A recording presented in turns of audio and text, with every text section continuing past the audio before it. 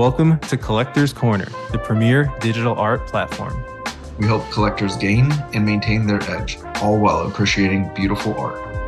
Let's jump in. Welcome to our 50th episode of Cornering the Market. This is our Web3 art update that we've now done 50 times. It's got to be over a year, Jared. I haven't actually checked, but we missed a few weeks here and there, so we're going over a year. We wanted to do this live. We've been enjoying live shows, and Jared, you mentioned Marfa. I feel like there's something about just interacting with folks in a more dynamic way that is intriguing. So we may continue to do these live. We're going to run through the show, and then we'll just have a chance for anybody to come up and chat and ask any questions, talk about what's in the market, whatever. We can stay aiming for an hour, but if there's no questions, we can end it early. No big deal. So without further ado, this is going to be recorded. We'll have it on our podcast and our YouTube. Obviously, it won't be video because we're doing this as a Twitter Spaces, but we'll try to point out everything that we're looking at. And of course, as always, we will have links in the show notes, and we will have timestamps so you can jump to the parts that you care the most about. Quick introduction. My handle is up here. I go by Aston. I'm at Aston Cloud. I'm Collector's Corner. Co-host is Jared_Pause. Jared is the founder of the 8NAP Digital Asset Fund and also the 8NAP 8NAP Art platform, which is going to be releasing coming up here soon. So that's exciting as well. And just one other minor update, through my other account, Aston, I run a premium service called Collector's Corner Premium. That's paid content, investor focused, private Discord, etc. If you're interested, DM me over there. And with that out of the way, let's go into the sentiment, the vibe check. Jared, what are you hearing out there in NFT art land? I'm a little bit biased having come off of Marfa, so I'm probably a little bit bullish, more so than it deserves. But I think overall, it's very congruent with what we've talked about previously. I think that people are deploying ETH in a very strategic fashion. I think that it is being done in a very calculated manner. But overall, I think that what I took away from Marfa is the OG collectors are still here for a reason. The new, we'll call it post-AB summer, is these collectors are still here. We're connecting with the art in a meaningful fashion that's not solely tied to floor price and profits. I've heard a couple people talk about how floor price was very seldom discussed at Marfa, and we're looking back on most of my conversations. I don't think I ever talked about floor price. So overall, I think that I'm still long-term bullish, short-term optimistic, I will say. Yeah, I would totally echo that sentiment. I think that the energy from IRL is easy to conflate with what's happening in the market. Actually, to ask a few folks who were not there in person to see what their thoughts were on the market. But we saw some good movement. I think we're still nearing a floor. We saw a sweep of memories of Qilin that I'm sure you'll talk about that happened yesterday.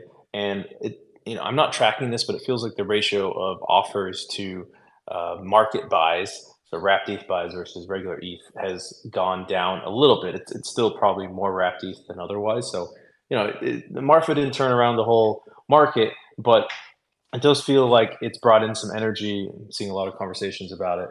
And, I feel like there's not a lot more down to go, in the sense that everyone who is going to leave is left. And the other thing is there's just still great art coming out.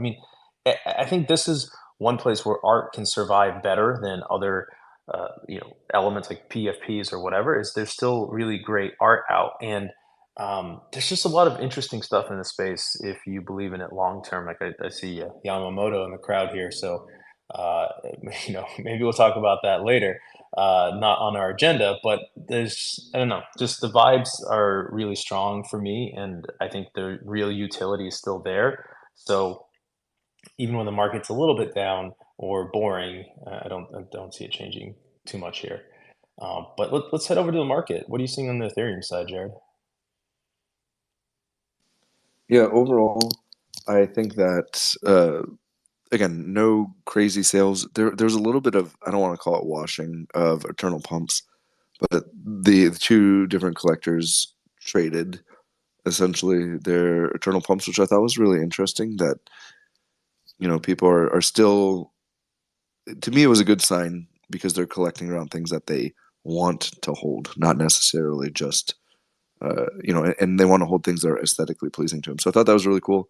You made reference to it earlier. Bob went on a run on Memories of Qilin yesterday. I thought it was really cool to see those 6 sales. There's a lot of interest in Harvest. I think you saw that run up based off of on the back of the Velocity release. And, I don't want to call it pre-reveal pump, but Winds of Yanawa are seeing a lot of action. I'm curious to see if that sustains, but a lot of enthusiasm around that. There was a ringer sale this week, and then overall, one that stood out to me is there's 19 sales on Cargo by Kim Assendorf. So a lot of renewed interest there, coming back to it. So, it's cool to see the ETH being spread out across not only some of these higher cost projects, but also a lot of this new art getting a lot of interest. Yeah, totally agree. I didn't know about the Eternal Pump, so I'm glad to hear that. And I did see Cargo run up. Was really happy to see that. One other thing I'll mention is in Marfa they had digital displays in the Art Blocks house, where essentially their gallery. And this time it was all digital displays. Last time there was a lot of physical pieces. And another project that got some attention is Memories of Digital Data, which is a recent Art Blocks curated by a Japanese artist, and I can never remember their name. But that one also, it looked really, really good on the screen there with the motion, and that caught some bids because of that reason. But yeah, generally, that makes a lot of sense and consistent with what I'm seeing as well. And over on the FX hash side, it's funny. So we'll talk about Die with the Most Likes. He is an artist that was really perhaps the biggest, quote unquote winner out of the weekend. I say winner in the sense that his profile really got elevated by the exhibition that he did, and his art. I mean, the art is great, so it's not really anything negative there, but certainly, this is spilling over in FX hash. So he has he's got a very interesting sense of humor and style, which I find funny, but is a little bit vulgar. So he's a project called Glory Holes that boomed to the top of the 7-day volume on FX hash. It's kind of a grifters type project if you're familiar with grifters from Xcopy. But beyond that, we saw actually, Jared mentioned Perkwork's Harvest. Perkwork has a few collections over in FX Hash. Those got a pretty decent amount of volume. Not so much from Zankin. Actually, this might be the first week we've checked, Jared, that Zankin has not been in the top 15 secondary sales on FX Hash. So that's an interesting data point. But generally, it's nice to see some movement and a couple new collections that are in here. Overall though, pretty ho-hum week for FX hash on secondary. I'd say consistent with the rest of the market. And Yeah, I know you mentioned Zankin isn't on there, which is, to your point, is probably the first in these 50 episodes that we haven't seen Zankin, at least the top 15. But I would be remiss if we didn't mention he has a really, really amazing exhibit going on right now for live viewing and purchases, which I forget the exact European city location. It's a really, really, it's like an old World War II like bomb shelter that's showcasing it. It's a really cool, it seems like this amazing juxtaposition between his art and like the liveliness of it, and then just maybe that like very cold feeling of the bomb shelter. So I'm gonna chalk it up to all of his collectors are focused on that instead of instead of FX hash today. That's right. That's right. It's not the market. It's a distraction there. Uh, but Squiggles, how have Squiggles been faring post Marfa? So on I would say it's having a typical week. You're seeing 247 ETH of 7-day volume. The floor leaked down a little bit from 10 last week to 9.69, and a quantity of 23 sales this week. versus last week's 26. I think that's it's interesting how it's like slowly creeping a little bit, but overall, I'm still optimistic about Squiggles. I have even more conviction, honestly, with having seen the amount of love that Eric gets from not only the community, but just the faith that everybody has in this being a historic long-term project. Some highlights this week, there was a beautiful ribbed picked up by Curated.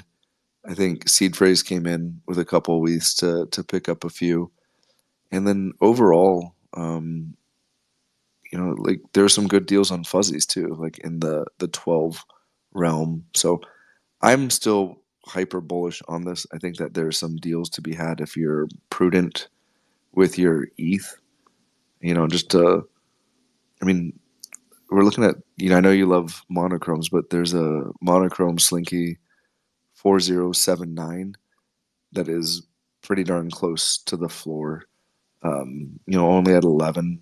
There's also a Slinky, 8781. It's color spread 17.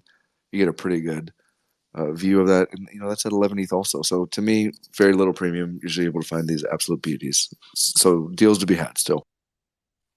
I love that you mentioned the monochrome there because it's maybe the one part of Squiggles that I know more about than you.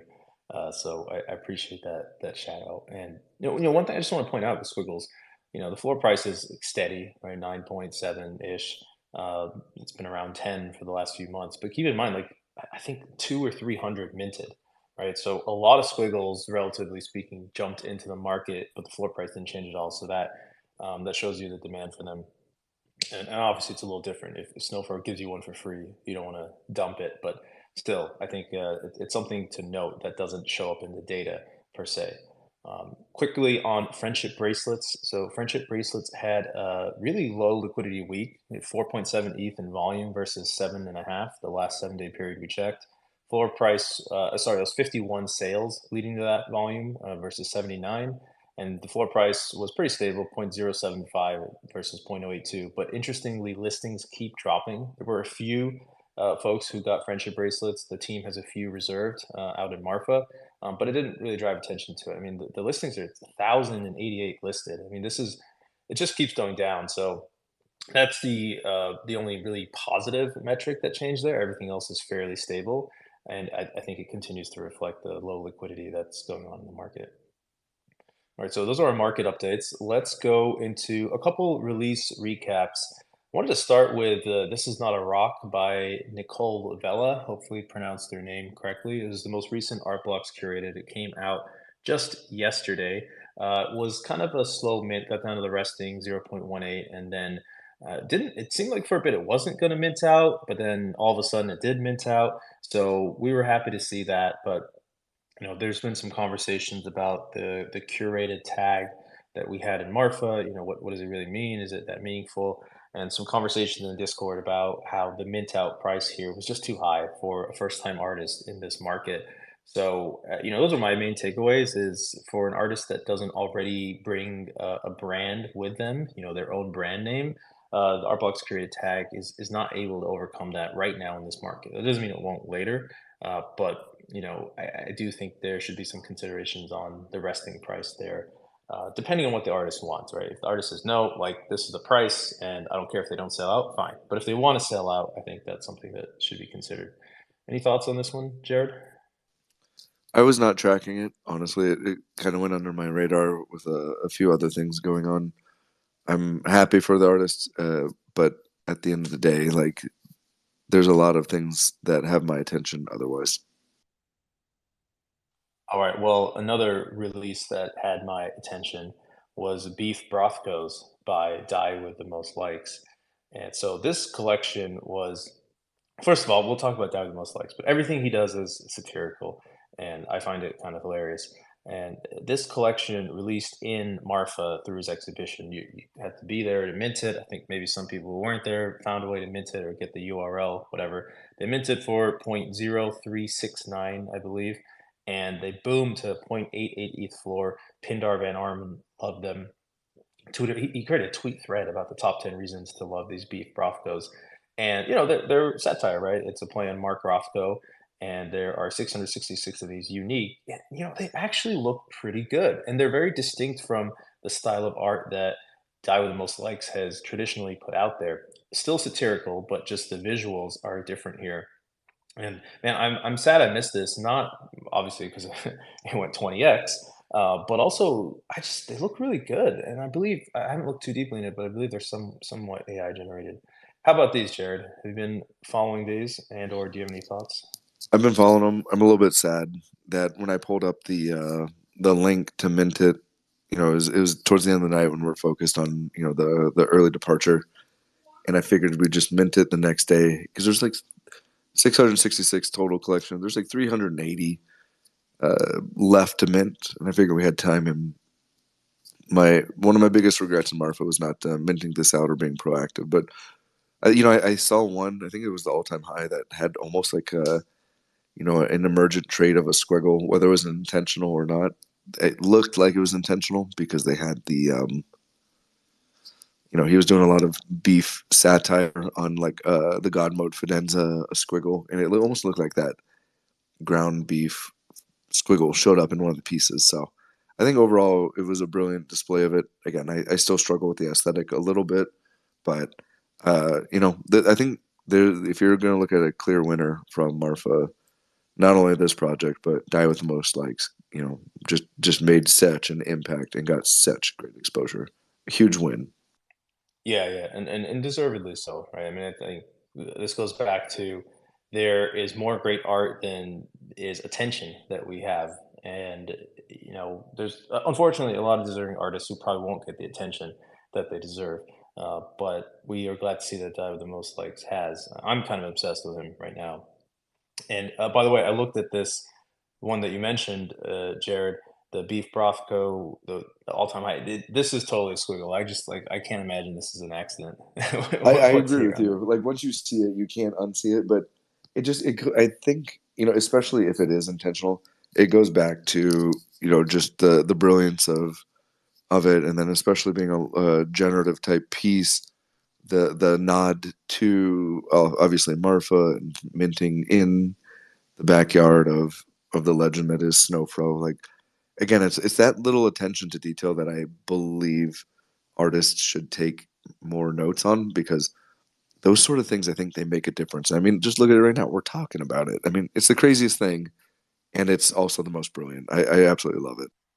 Yeah, and we've got a community member, Scrappy T, who's listening. He's changed it to his PFP, so uh, there's something there. Though I will say it shot up 20x in not even a week. It's probably going to come down a bit. People are going to take profits. 17% listed. We like to see 10% listed or lower. So if you want one, I wouldn't necessarily say, hey, jump in right now. Are they going to take off? In theory, they might, but I wouldn't expect it given the market conditions. And so, yeah, that's the second release recap.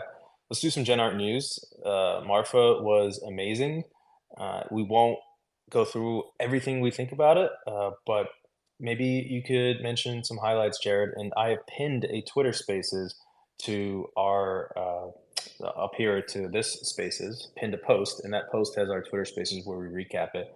Also, we'll be releasing that on the podcast. But Jared, what were your highlights? What were your favorite parts? Two things that stood out to me is there's a statistic of roughly 2/3 of the people there were there for the first time. At first, I thought it was going to be a lot of new collectors, and it ended up being a really great mix of what I would say OGs that tipped into showing up. I think some of it is the hype, some of it is just extenuating circumstances. I won't blow up everybody's story, but I thought it was really, really awesome to see. And then, so the final point is community. So not only did the old OGs and the new attendees or new collectors, there was just this beautiful, I'll call it, connection between everybody, and it's you're able to come in without like any sort of bag bias and just really connect with the people.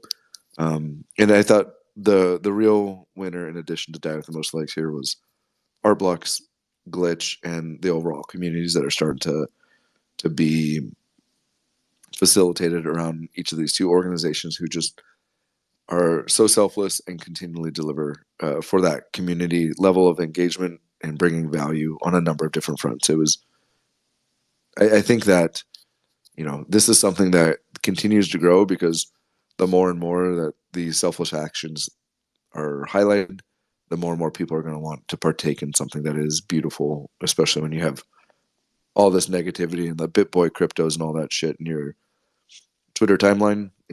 This is a beacon of light, in my opinion. It is, and it's really, we talk about community a lot, and I think, well, first of all, let me back up and say, highlight for me, one of the biggest ones was the Collectors Corner meetup. We had more people there than we did in NFT NYC. I think that's a testament to the community, and just a big thank you to all of you for supporting us and listening to us, and all of it.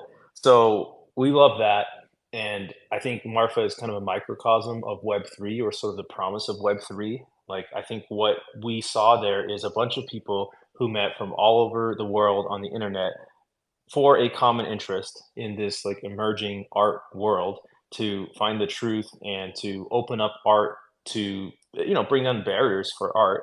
And once you get to Marfa, that place is for that, and nobody cares where you're from or how much money you had or who your parents were. Like, none of that matters. We're here for a mission, and we kind of know that, and I think that makes it really just, there's something special about it. Like, people talk about Web3, it's the internet of communities. What does that mean? Like, this is what it means.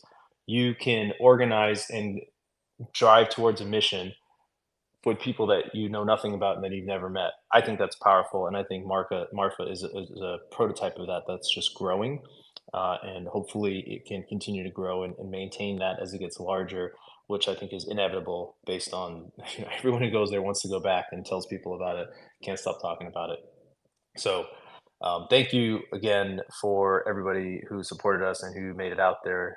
And we can't wait for next year. I think it's going to be amazing. Hopefully, we can still do it in Marfa next year. I think so. Um, Go ahead, Jared. I was just saying, and it's a testament. You talk about community. For the community on here, we're battling against Elon Musk's spaces right now. So, a testament to the commitment to Generate and the Collectors Corner community. So, thank you. That's right. Forget about Elon Musk. You guys made the right choice. The next piece of art news, another IRL collaboration, I guess. So, if you haven't been into an IRL event, you have to do it, because of what I just explained. It's so fantastic to meet folks that you've been connecting with online. But Station 3, which is a co-working space that is giving out grants to Web3 companies and artists to use that space, has partnered with Sotheby's. They're holding monthly generative art meetups, and I don't know all the details, but they have great programming. Haven't been able to make it out to one, unfortunately. They are in the heart of the financial district in Manhattan. So if you are ever in New York, especially around the time of one of those events, check it out. I'm not sure if you need to be a pass holder to get in. I have the sense that you don't. You just kind of need to sign up. That's sort of the nature of Station 3. So we'll have to double check on that. But really great to see them get this sponsorship with Sotheby's and continue to drive attention and content, and help people learn about generative art. So kudos to them for getting that done. Let's hop over to some great art at great prices. I'll kick off the first one. We mentioned Perkwork, who recently released on Red Bull Racing. Have seen some of his collections moving. Scravert is probably his favorite collection of mine on fxhash. It's sitting at 115 Tezos floor. So check that out, see if you like it. It's really fantastic art there. Now I'll just hop on to the next one because this was mine too. I mentioned earlier also Memories of Digital Data by Kazuhiro Tanimoto. Okay, now I have his name in front of me, so I'll get it right. This is a really nice collection. It has motion. I think it's gone. It also has audio too, although that wasn't on in the Art Blocks house. I think it's gone a little bit under the radar because, like a lot of art with motion, not only do you rarely see the motion on thumbnails, you also don't see it in the size it's been intended to be viewed, a large screen. But a lot of people saw that in Art Blocks, and they really appreciated it and jumped in on it. But the benefit of the bear market is it's still under $500 floor. It's about a 0.3 ETH floor. So it still hits our great prices. Yeah, if you want to talk about great art at great prices, I added one here last minute. There's an artist that I met at Marfa called Little Mikey.tez, and they have a project currently minting out. There's 100, it's 5.41 Tez. So, I mean, for reference, that's just that's less than a Starbucks latte. So, full disclosure, I minted a few, but really inspiring artists. The project is called EVJ.E.5.4.1, and what was really encouraging to me is the amount of like vulnerability, but also the emotional connection to this. Is he did it for his daughters, and this is kind of an ode to his family. And I just again for the equivalent of a couple USD, I just thought that an amazing artist with an amazing heart and an amazing story. Why not be able to showcase this, especially for just a few bucks? So such a great individual, great artist, and those are the kind of connections that coming out of Marfa that you don't always get to highlight, or they don't carry as much weight as a die with the most likes, but still amazing individuals all over the place. So I'd be remiss if I didn't at least say for a couple bucks, everybody should go out and at least take a look at it. Yeah, totally. And I think that he also has a collection. I've been seeing it on Twitter. I haven't had a chance to look where it's like a Snowfall for President collection. I want to say it was on Prohibition. I don't know if you saw that. No, I didn't. Jared.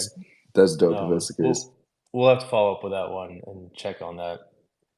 Next up, some exciting upcoming drops.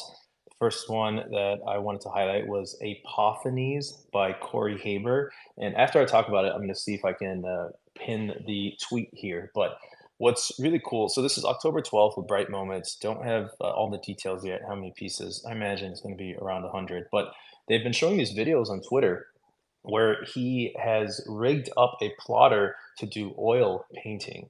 And I don't know all of who's involved. Is this also the Bright Moments team that got involved in this? But it's super cool because plotters typically are pen ink or ink plotters, and now it's a different way of doing code painting if you're familiar with the William Apon term.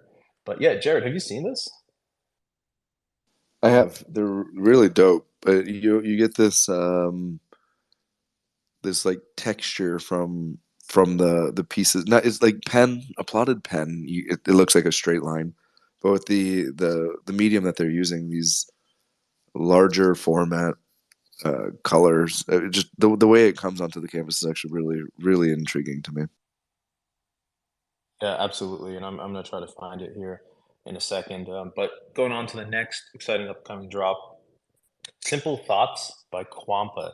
This is coming out on Verse on October 12th. There's, I believe, 10 or 12 pieces that are each individual auctions. And, it's just, I really like the art. I don't know anything about the artist, but I wanted to highlight that because it just seemed like great art. And, every once in a while, it's nice to just look at that and not think about anything else. Okay, so let's highlight a couple artists, and then after that, we'll wrap up the show and open it up to chat. The first artist I wanted to highlight, felt like we have to, is Die with the Most Likes. Check out his works. He has actually a lot of work. He was really early into the NFT art scene. He even has some on Object from the old Hicat Nunn days. There's a couple collections on fxhash, and then super rare one of ones, etc. But really, I feel look, I'm very hyped on him right now, so I need take everything I say with a grain of salt. But it's just something I hadn't been exposed to him before, Marfa, and there's something about his art and his style that resonates with me, and his humor. It's kind of like middle school humor, which I still think is funny. Like fart humor and stuff like that. But I'll digress. It seems like he's connecting with the community and his satire. There's a social commentary, right? Die with the Most Likes on the things that people seem to care about and are obsessed with. And I think that's very interesting. And I don't know, I could see him in that way becoming an X copy like figure, in the satire and the social commentary. I'm not saying he's going to become X copy. Don't hold me to that. But really has intrigued the crowd so far. And yeah, just kind of seems to be on the rise. So he's one to definitely watch and see if you resonate with his style and his art. Yeah, it's clear winner. And I think to me, there's also it's always easy to highlight, the success out of Marfa. But I mean, by your reference to all of the Tezos, the Hick Etna, like that. I mean, he's been doing it for a while, refining his art. So if there are any artists out there, just a reminder that consistently putting out dope art, networking into the right corners, it pays off in the long run. It takes time sometimes, right? Not everybody's an overnight success. It's the same with X and a few others. So Yeah, I mean, X Copy was releasing stuff on Tumblr for like years, exactly. in obscurity, and I mean, it's one of those things where until you've made it, it feels like it's really really hard, and then it's like you flip a switch and you've made it. So just keep going. Yeah, the last artist to highlight for me is OX Phil, Phiiil with three eyes. The reason why is one of the more amazing activations that I participated in at Marfa was OX Phil's. He has a 3D generative sculpture that was rendering in augmented reality called Storme, Strmae, and it was just incredible because to me it opened my eyes up. It's very beautiful, like his ability to capture texture and color, like even integrated the Chromie Squiggle algorithm into part of his palettes, so you could just see like the color transitions into not all of them, but like into some of them, and to be able to connect with the artist, and it opened my eyes up. Part of what's not being talked about enough, in my opinion, about Marfa is that the foresight that I think not only Derek and Art Blocks have, but the artists that are surrounded by these two platforms. There's a lot of talk about generative fashion and what that means, but also like this to me, like they're beautiful sculpture from OX Phil, and I could easily see a future metaverse where these pieces sit in somebody's digital courtyard or in a Zen garden. I mean, the ability to have access to this sort of thing, and I mean, on the piggyback of Meta's announcement for their glasses and some other things, it feels oddly intuitive that we could be going down this path where the sculpture not just resides in a digital frame, but we'll actually be able to, you could engage with it. This is what the trippiest thing is like I'm sure I looked like a dope with my VR goggles on, but you could engage with the sculpture. You could run around, see the different angles, look up at it, and it was so beautifully represented and rendered. It was really inspiring. It was something that I think flew under the radar a lot of people, but it was beautiful in its own right. So was it VR or AR, Jared? I actually missed it. Uh, Great question. I'm not an expert in it. You had to put on some goggles, so I would say I don't want to Sorry, use could the you wrong could you word. still see like real life, or was it a completely virtual world? Now you're in like You could still whatever. see real life, so it rendered Okay, all of so you didn't run into people while going around the structure, and so you didn't have any sort of anything like that. But yeah, you could see all of the surrounding. It literally, in pinned on um his Twitter is actually an example of it. So like when you had your goggles on, you could see the sculpture amidst the real world. got it. Okay, yeah. So that's augmented reality. Beautiful. I learned something. Pokemon Go, if you will. That's maybe the one that people are most familiar with. And I'm glad you brought that up because it did seem like that was a trend. Actually, chatting with a guy from Flamingo DAO who is working on a company based on augmented reality. And then also there was a generative fashion exhibition. There's a company called Drop, DRAUP, and they are doing digital fashion. So they don't actually want to physically create any of these, but a lot of what they are leaning into is augmented reality. So it's kind of like you can, it would be interesting, right? Like you put on your AR goggles and you can see what NFTs somebody owns in real life. And, we talk a lot about, well, if NFTs are a status or a flex, where is anyone going to see them, right? They're just like PFPs right now on our Discord and Twitter. But augmented reality could be a way to bridge and show that you own certain assets while still being in the real world. Seems to be where, at least in the short term, things are headed. We'll see how it plays out long term. But no, that's awesome, and thanks for bringing that up. And that is our content that we had put together. But we want to open it up to the crowd if anybody wants to chat about literally anything. And if y'all are busy at work, no big deal. Stuff that Jared and I can always chat about. But we'll open it up. Yeah, while we're waiting for anybody to come up, I will say a selfless plug here. Asked him red pilled me on Friend Tech. I'm experimenting with something, so if I will be raffling off a signed Snowfro glitch poster, one of 150, to one of my Friend Tech followers. So if you're interested in that, the raffle will go up on Saturday. Not trying to shill my stuff, but it is something that, again, just trying to do a lot of experiments with the community, see what vibes for content there. So if you're interested, feel free to pick up one of those keys. Yeah, absolutely. It's an awesome poster. So check out Jared's Friend Tech. I did pill him into it. I think it's really interesting what's happening in Friend Tech. I'm not convinced that this is the final stage of it, in the sense that there are issues that I think could make it difficult to scale beyond people who are highly incentivized by by an airdrop or just speculation. But they have unlocked something that I think could be built upon. So that's really interesting to see. And people are talking about it out there. We didn't mention this in our recap show, but I think that was certainly a topic of conversation. Um, and yeah, I mean, Jared, I got other stuff to talk about. So as folks, please jump up at any point in time. But I do want to talk to you, Jared, about what do you think was the most interesting topic that you heard there? In Marfa? Yeah. And I'm not saying this because they're in the crowd, but I think it was Yamamoto, in all honesty. God, I was hoping you'd go there. It's like it was there's a lot of people talking about the squiggle and the metadata and everything. I do think that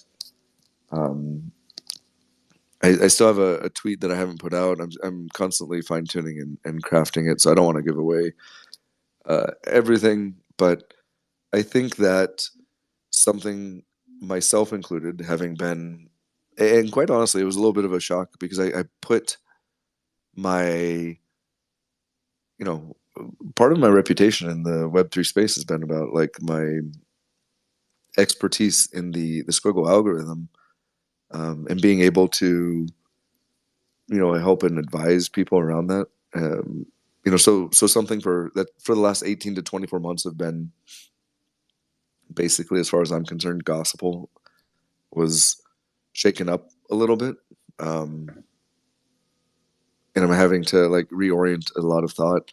I vacillate between a lot of stuff, but listening to a lot of collectors, both new and old, to me at Marfa gave me a lot more insight, and I think that for me there's this paradigm, and I guess the punchline is ultimately, for me and my perspective, is the work that was done was, in my opinion, further exploration of the algorithm. And for me, I thought I knew the algorithm to a certain extent, and it shook me up a little bit. But there's this realm in which the algorithm is still being explored, and that I've probably have quoted somewhere of saying the treasure hunt that I found in the Squiggle algorithm is now further expanded with all the different mathematical perspectives.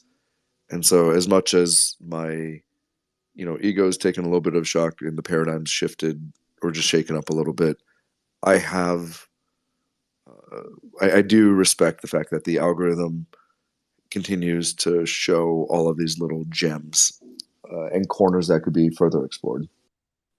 Yeah, guys, don't go to Jared for squiggle advice anymore. It's over, Jared. I'm sorry. Well, yeah. I'm just kidding. I'm just kidding, obviously. Um, I have been bottling this up for like 2 weeks. I have been wanting to talk about this, but we didn't have an episode last week. And now here we are. And, I've thought about like, okay, I need to like put out some tweet thread or whatever. But hey, this is a good place to start.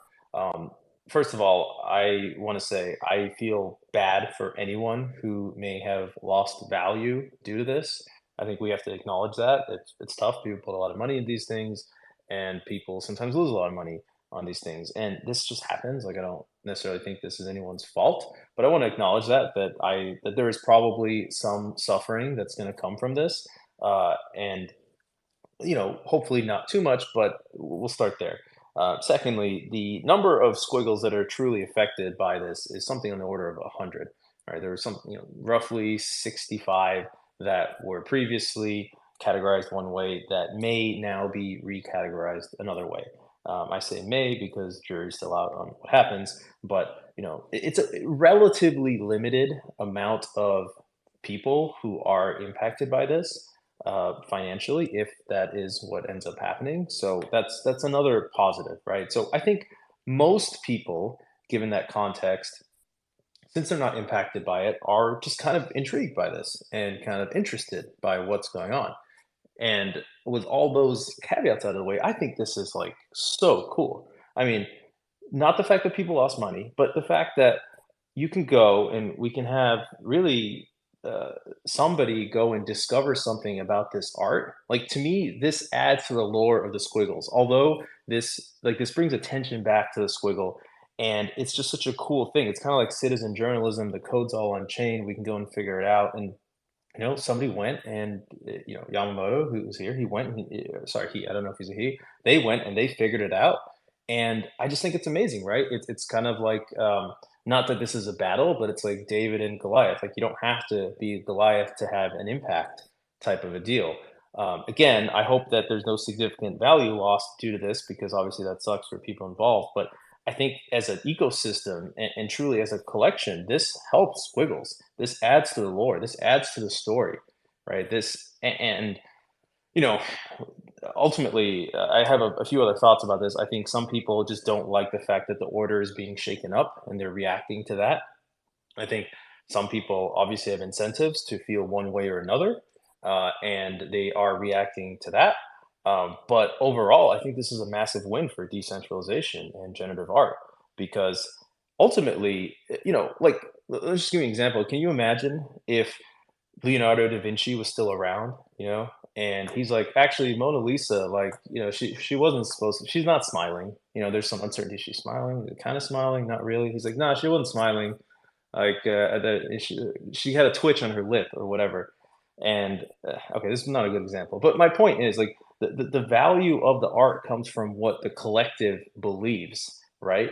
And to some extent, the artist, at some point, the artist won't be there. And the stories and the lore and the way we collect and coalesce around the art is going to be truly a consensus based on what everyone thinks.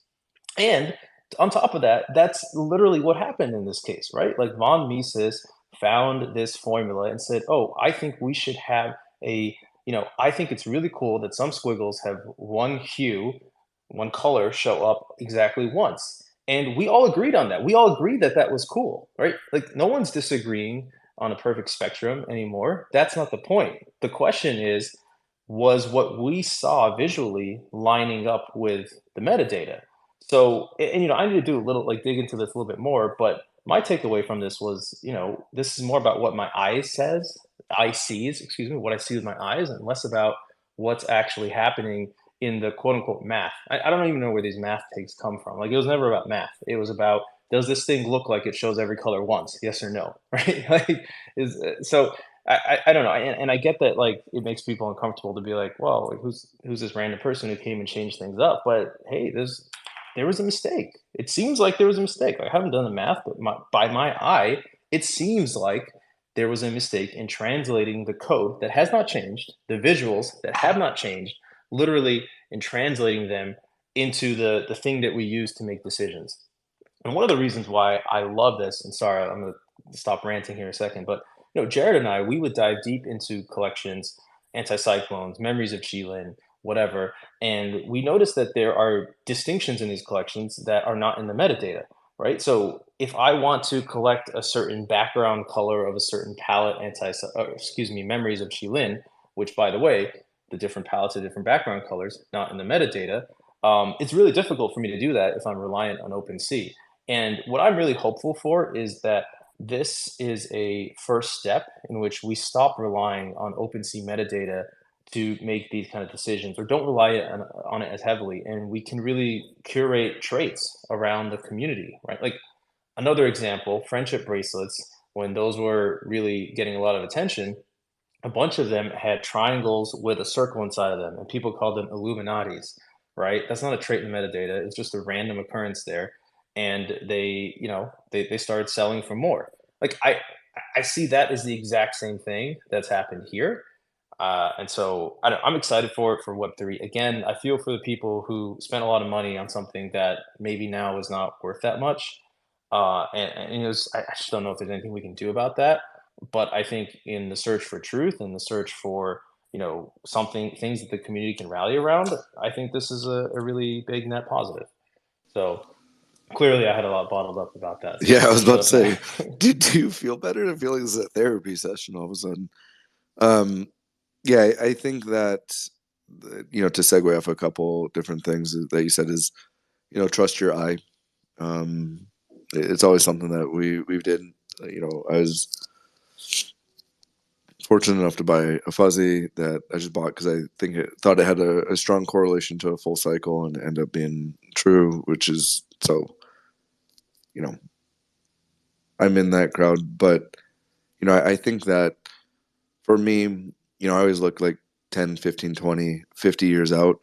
And if we are to, have this core belief that these should be hanging in the MoMA, I do think that this was part of the discovery that was necessary in order to have some truth to be there. And I don't, the word I'm trying to always like lean into on this one is the word and, not or. Like right now, I feel like it's a very bifurcated type of situation where it's either this approach or that approach. And I think that, as you alluded to, Aston, it could be an and, meaning this is part of the Squiggle journey. This is part of the Squiggle lore. And it's part of the brilliance of the algorithm. And I'm curious to see what the future holds and what spins up around it. So, full disclosure, I'm still shooken up. I'm still trying to actively balance where I stand on it. So, this is kind of just a flag in the ground of a particular point in time and some thoughts around it. But not to go too far off into it, but pertaining to Marfa, that was one of those big things that for me, it was consistently coming up. But, I see Amanda out here. I thought that, the proof team did a really good job of covering this. They have such a big platform with a wide reach that, instead of just burying some of this under the rug or ignoring it, like, it came up on 100 proof when Eli brought it up. Sam, NFT Stats addressed it a few times. So I think that it's a really interesting thing, and it's spurred a lot of emotional connectivity, whether positive, negative, or neutral, in that journey. And I think that that's something that I'm trying to lean into a little bit more of, like, why does it have an emotional resonance with people? Why does it matter? And for that, it's something that I'm, extremely curious about. Yeah, I mean, it's just so interesting. And I think Yamamoto, come on up. Let's see that AI voice. Come on, baby. Come on up. I yeah, guess I'll be the first one to try to call him out. We'll see if it works. you can call him up. I don't know if he's ready, but whenever he's ready, welcome, always welcome. But the last thing I'll say on this is, what's the saying? Like any press is good press. Like I think this helps Squiggles. I don't really think it hurts them. I think again, there's a select few folks who will unfortunately be financially affected by this, but overall, I just I mean, I think it resonates because it's like that David and Goliath thing. It's so exciting to see that anybody anywhere could come and find something and contribute. Like to me, that's the intrigue, and that's kind of the what's the stuff that biology is always talking about, like his 1776.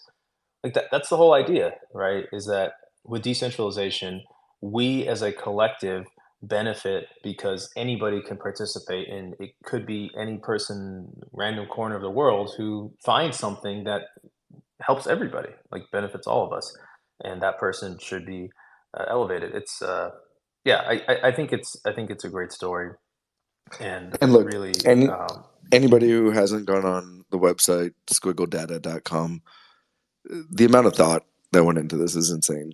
It's pretty incredible, and I think that you can say whatever you want to, but there's an amazing resource that this individual has given to the public for public consumption, and I think that that to some degree is a testament to um, the love for the squiggles, and I really do hope that that data can be repurposed and it becomes a treasure map for others in the space. It's that treasure hunt is what red pilled me into the squiggle algorithm. So it is pretty amazing.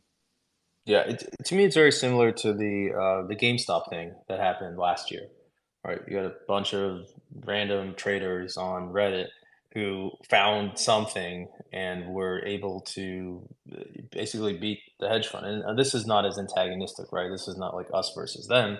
So it's a different scenario. But that idea that a bunch of anonymous folks on the internet, or one anonymous person on the internet, can go and have an impact that actually is much bigger than you would imagine. I think that's the promise of it all. Can we talk two rips, man? Probably the kindest soul in Marfa, and probably the best shoe game out there. I just have to Two, say, how two about of that for a the hard pivot? But two rips has been amazing, honestly. From like, it's people involved with the art blocks ecosystem. That's even we talk about the community, but the core team that art blocks has curated, no pun intended, is absolutely next level. Two rips is out in the crowd. If you haven't followed him, please follow him. Just an absolute warm, inviting, and such a friendly individual. It's the community and also the staff, the collector. I mean, everything Airblocks is doing is amazing, but Two Rips specifically, dude, you're killing it, man. Great job. Yeah, no, Two Rips is amazing, and I got a chance to really connect there. So really, really wonderful. I mean, you feel like you make it's too early to say, but like very long-term friends when you go out there. It was like awesome to see Amanda out there again, Danger Noodle in the crowd here, Wim, boy Wim, maybe Yamamoto. I don't know if he was there. Nobody knows. I'm just kidding, Yamamoto. There was a lot of speculation about somebody saying like, dude, he's probably, or we were assuming it's a he, 90% chance it's a he. That they are out there. I'd be curious to see if the truth will ever come out, if they were lurking in the crowd and just listening or For, stoking some. Oh, look at that thumbs up. for sure, for sure, for sure. But going back to what you're saying, culture, right? This is a really something that permeates in Marfa, and the culture is usually sort of mirrored by whoever is the leader. In this case, Snowfro, and he's created really a fantastic culture out there. And we talk about culture. What does that mean? In my mind, culture is like what are the default actions you take, right? What if somebody needs something, do you help them, or you're like, ah, they're kind of on their own? Like the wordless sort of we mirror each other's behavior, like that's what culture is. And the culture out there in Marfa, and really in the generative art space, you could argue it came a lot from Snowfro, and it goes down to the art blocks team, like Two Rips, and you feel it when you're there. There's like this kind of cheesy commercial I remember once, like this insurance commercial where it was like somebody saw somebody like helping an old person across the street, and that inspired them to like do something good, which then inspired somebody else to like help someone else out. um, and you feel that in the art block side, and really the Web3 art side. And I don't know, I mean, I don't spend a lot of time in other spaces, but I feel like when we are talking Web3 art, it's like positive, it's about progress, it's about what are we doing, how are we like onboarding more people. And when I've talked to some folks who are more in the PFP side or the DeFi side, they've been like, "Oh man, the market's so bad, it's also negative." It doesn't feel negative at all over here. It hasn't this whole time. I mean, obviously, we wish there was a little more attention and liquidity, but I don't know. Like, I don't know if that resonates with you all, Jared, but it just feels different. It does feel different. But at the same time, I think that, for somebody who's launching something in the bear, like setting the foundations, or in the case of art blocks, like reaffirming a foundation during the bear, I think just gives it more. You're going to have more evangelists in a bull, and because of that, I think one of the concepts that I was looking at, honestly, was this concept of, right now we look back at OGs and be like, oh, I wish I could have minted more or a Fidenza, or some people are like, I wish I would have minted more.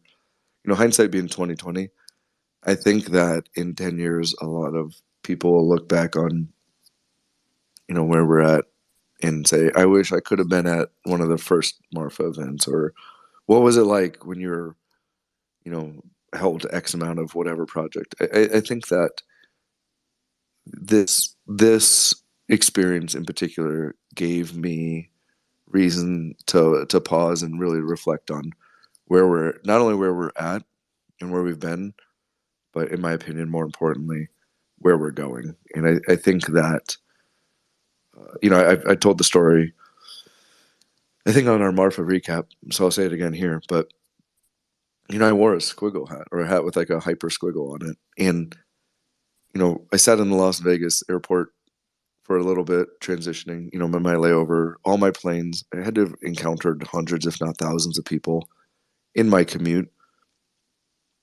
And not one person said, cool squiggle hat. Not that I need the affirmation, but even more importantly, in my opinion, not one person said, what is that on your hat?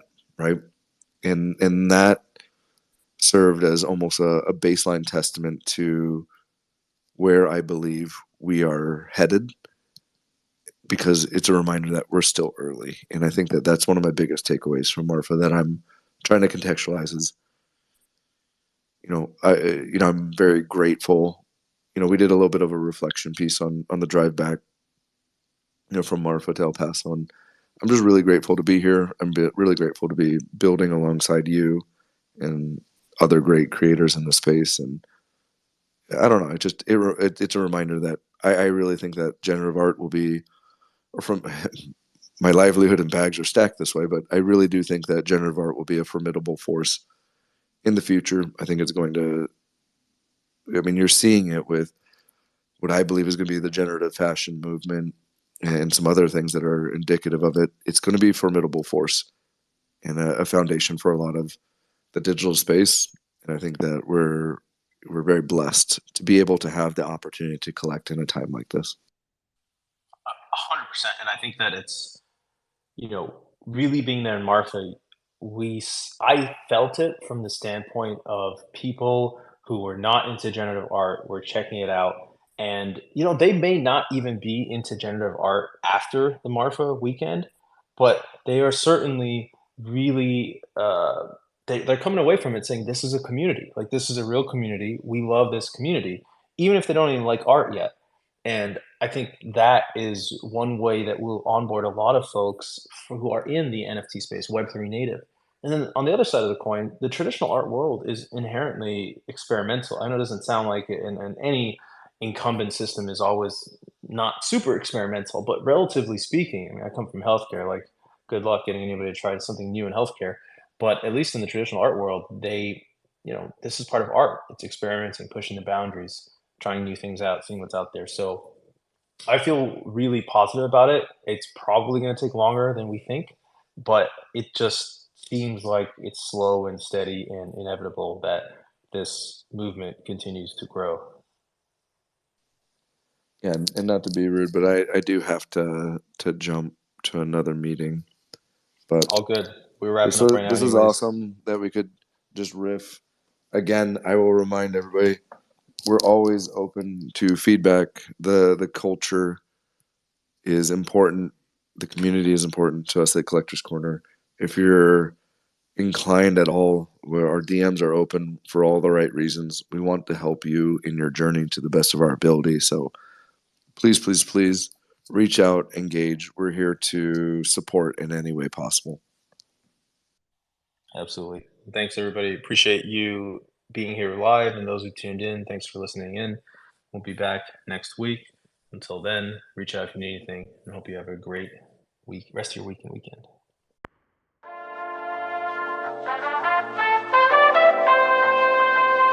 Thank you for tuning into Collector's Corner. We really appreciate you taking the time to listen. If you like this episode and want to help us out, please subscribe and leave us a review on your podcasting platform of choice, like Apple Podcasts and Spotify, and follow us on YouTube. Please also follow us on Twitter for announcements as we expand to other social and content platforms. Our Twitter handle is @collectors_XYZ. We'd also love to hear any feedback you have, so please comment or reach out. We're always striving to be more useful and get better so we can help you in your collecting journey.